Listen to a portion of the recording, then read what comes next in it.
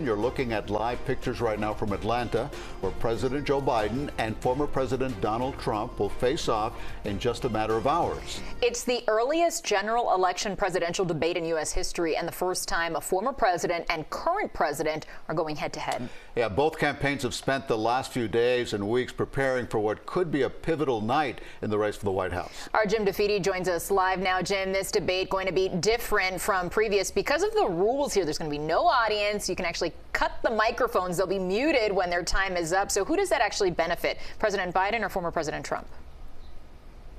Well, I'm going to say that it actually benefits Jake Tapper and Dana Bash, the two moderators, because they won't have to, moderate a mud wrestling the way the last presidential debate between Biden and Trump went, where they kept yelling and talking over each other. Now, to answer your question more directly, I do think that in some ways it benefits both campaigns. I think that for Donald Trump's camp, I think the reason why they agreed to this is they want to try to keep Donald Trump as focused as possible and not get him distracted. Now, the downside for Donald Trump is he feeds off the energy of an audience. He loves to perform and entertain.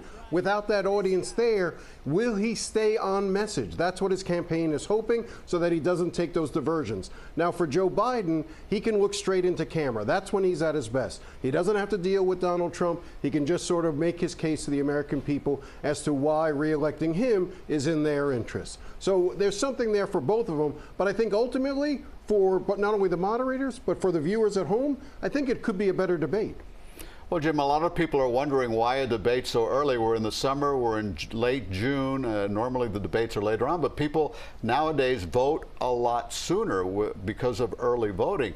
Often the debates have very little long-term impact on the election. Do you think that's going to happen this time around?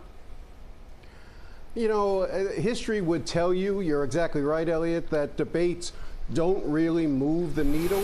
But I think that I think the Biden campaign in particular wanted an early debate to try to shake up the narrative. Most of the polling, while it's gotten tighter, has had Joe Biden behind, in part because of perceptions about how the public views Joe Biden, whether or not he has the stamina, the faculty to sort of be president for another 4 years. I think by trying to address that early on and have one of these earlier debates, he's hoping to put that aside.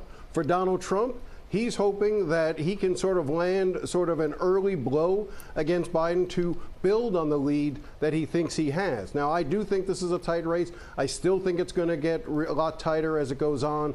Both candidates are going to have a lot that they're going to need to achieve.